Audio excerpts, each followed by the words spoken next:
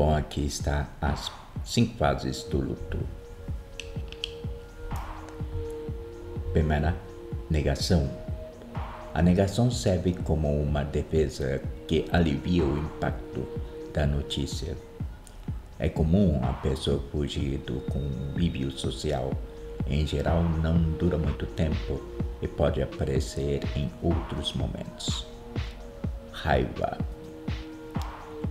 Nesse estágio, o indivíduo pode se revoltar contra a própria vida, as pessoas e também contra Deus. Sentimentos como ressentimento, revolta e inveja também podem surgir. Terceira, barganha. Não sendo bem-sucedido na primeira e segunda fase, nessa o indivíduo tenta negociar até com Deus. Busca-se algum tipo de acordo para que as coisas voltem a ser como antes. Geralmente é de pouca duração. A quarta fase é a depressão. Nessa fase, sentimentos de perda emergem, causando sofrimento profundo. Período de isolamento, introspecção e conscientização de que a perda é inevitável. Quinta fase.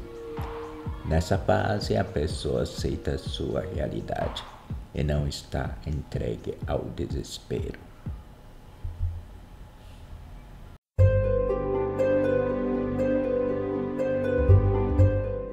Eu vou comparar certas informações que você está colocando com aquilo que eu passei durante os períodos que me adequei às minhas condições, né? Porque eu passei por todas essas fases, então eu posso relatar a minha experiência pessoal. O primeira Vou te perguntar fase, agora. então, mas a primeira fase, antes de você me pergunte, a primeira fase, eu entendo que eu passei mais ou menos, digamos, entre 5 a 6 anos para superar a primeira fase. Se houvesse um acompanhamento mais profissional para lidar com isso, isso iria ser eliminado, esse período? Esse período seria reduzido. Sim, muito. Sim. Uhum. Teria mais qualidade, Certo. menos isolamento. Uhum. E mais qualidade. Sim. Né? Da sua aceitação, como eu vou lidar daqui para frente. Certo, exatamente. Mas fale a sua pergunta. Tá, essa minha pergunta era sobre isso, né? Como você vivenciou o primeiro estágio do luto? Então, primeira informação que Nem você ser já sabe. Sim, que demorou em torno de uns 5 para 6 anos, a primeira fase minha, né? Digamos que foi uma revolta, não tanto uma raiva, né? Raiva é algo diferente de uma revolta, né? Eu digo que a revolta por tais situações que eu deparei comigo mesmo fez limitar o meu desenvolvimento como pessoa, né? Realmente isso aconteceu, né? Eu digo que realmente, se eu houvesse tido um tempo menor de espaçamento entre as fases, eu diria que você tinha avançado mais. Diria que a minha vida seria bem mais, digamos, frutífera, digamos assim. Mais leve. Sim, mais leve. Sim. Lidar com o meu corpo, lidar com meus sentimentos, lidar com outras pessoas, né? Mas eu entendi que o problema estava em mim, né? Não estava nos outros, né? Estava em mim. Tinha que resolver os meus problemas para aí sim poder me aceitar como eu sou, poder entender os outros, né? E assim, né? Tocar a vida, né? Sim. E tocar a vida um dia de cada vez. Sim, sim. Né? Se respeitando. Uhum. Exato. Né? Em primeiro lugar, é se autorrespeitar. Uhum. Né? Porque se você não respeita a sua nova fase que você está vivendo, então você está lidando com um profissional técnico, ético, ele vai estar respeitando a cada fase que você está vivenciando. Sim. E a cada momento, para poder estar te ajudando. E trazendo qualidade, e trazendo também orientações no que daqui eu posso fazer, e no que daqui eu posso transformar, para trazer uma qualidade melhor para mim, e que esse sofrimento eu não desconte no outro.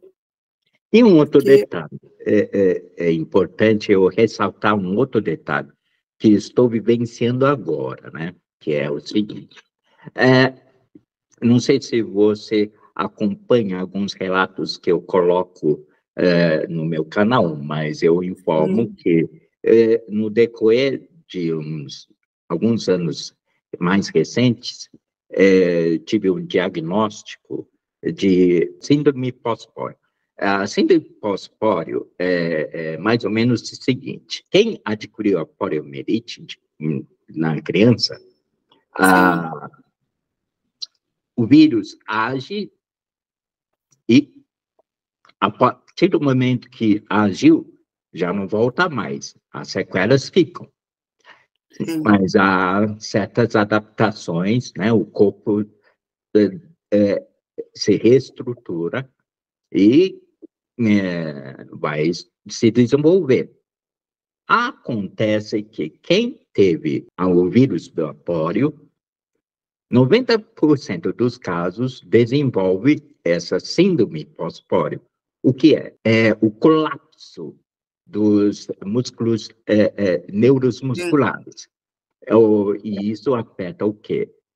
Os músculos e faz com que eles provoquem uma degeneração dos músculos. Gradativamente, então, eu passo a ter a perda muscular. Né? Qual é a diferença entre a minha fase anterior, né, quando eu era criança, na fase pré-adolescente e adolescente, com agora? É a experiência.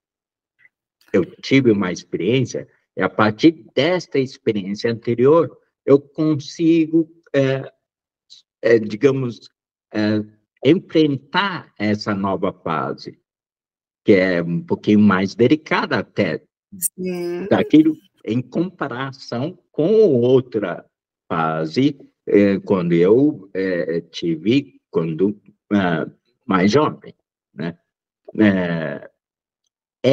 Sempre uma readequação, e algumas vezes é fácil lidar, outras vezes não, mas consigo manter uma rotina ainda saudável, né? Sim. Então, tem sim esse quadro atual, né? Que tenho que estar sempre preparado a enfrentar. Há novas questões. Então, assim, que possa vir ocorrer ou não também, né? Porque nem todo mundo, cada sujeito é único. Eu sempre afirmo, e que bom, cada sujeito é único. A minha melhor professora foi que eu tive, que eu mais amei e amo até hoje.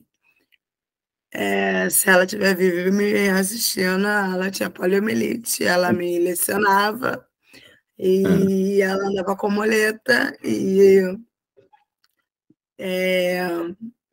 eu sempre me identifiquei, foi aquilo que eu te falei. E eu nunca vi ela diferente, pelo contrário dos outros professores, eu vi ela a professora mais forte, a mais enérgica, porque ela não se colocava, ela não se colocava como menor ao outro. Então, a gente como sujeito, independente da gente ter deficiência ou não, a gente precisa primeiro se colocar. É aquilo que eu falei, eu estou falando primeiro com o Mário, não o deficiente. Então, para mim, primeiro vem a pessoa, em primeiro lugar. Secundário, vem a deficiência. Por quê? Porque eu vou te tratar normalmente como eu trato qualquer sujeito. É lógico que cada um tem a sua especificidade, tem a sua delicadeza, o seu cuidado, e que a gente vai ter um manejo de acordo com cada sujeito. Sim. Né? Então, isso é para trazer também que a vida não para por aí. É para trazer também que o luto é necessário ser vivido, sim. É melhor viver o luto no momento que acontece do que viver o luto rebote. Certo. Porque o luto rebote vem desse jeito como veio o seu. Foi logo quando eu iniciei falando para você. Vem de 5, a 4, a 6, depende do sujeito. Por isso que eu falei, cada sujeito é único, cada um tem uma sensação, sabendo que, tratando dessa questão, a fisioterapia nunca vai sair da sua vida. Né? Porque ela te ajuda a ter uma qualidade melhor e maior. Até mesmo pela questão dos tônus musculares. Sim. Né? Então, assim, o luto, ele é delicado em todos os aspectos. Né? Agora eu vou partir para o luto da amizade. Né? Porque nós temos uma amizade e a amizade ela é muito rica. Vou citar um exemplo. Você já teve alguma questão que você teve que passar por um processo de luto de amizade pelo distanciamento? Você conseguiu passar por isso? Mas até que eu consigo suportar. Eu acho que o rompimento amoroso é muito mais complicado, deveras. Mas tem amizades assim, de infância e até a vida adulta, quando rompe um luto, ela é muito dura. Eu acho que eu entendo que quando você está longe de um amigo, por exemplo, eu tenho um amigo, digamos que acho que um dos melhores que eu tenho, e sim, ele está nos Estados Unidos, já tem uma família que ele tem que sustentar, e já não tenho tanto contato com ele, mas, digamos assim, é natural, isso é de uma situação natural do convívio. Diferente do que eu fiz uma pergunta, de uma ruptura para vivenciar o luto quando você perde sua amizade. Seja ela perda por ela ter fraquejado com você, ou perda também por perda de falecimento, né? Ou perda por partida.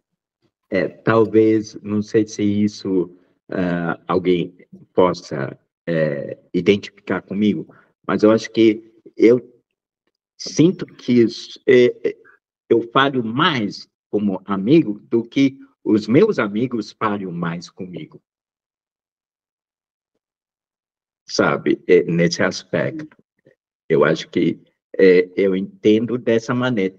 Por isso que eu nunca senti o luto de uma amizade, assim, propriamente dito. né? Sim. Mas eu confesso que o momento em que você tenta superar um rompimento amoroso é um pouquinho mais complicado. Eu digo isso porque eu já sofri por isso, né? Então, sim, por isso que você está problematizando com muita ênfase. E para você, como você, assim, só para desfechar assim, da questão do luto da amizade, porque ele é muito sério. Porque existe amizades para todo mundo, né? Que já vivenciou que quando se perde a mobilidade ou acontece algum acidente, tem amigos que ficam mais próximos, e tem aqueles que se vão. Então, assim, que bom que não aconteceu com você, mas que com muitos, não só a questão da deficiência, mas pela questão, às vezes, por uma queda profissional, por uma queda de estabilidade financeira, né? A pessoa vive isso. Então, são vários tipos de nichos dentro desse luto. Sim. Que eu falo que isso faz trazer uma dor e um luto muito doloroso, porque às vezes são amizades longas datas, longas, e que fere, e um cristal quebrado, né? Como diz aquele ditado, ele não se recompõe. Finalizada a segunda parte, a terceira vem na sequência e continuando com o tema luto.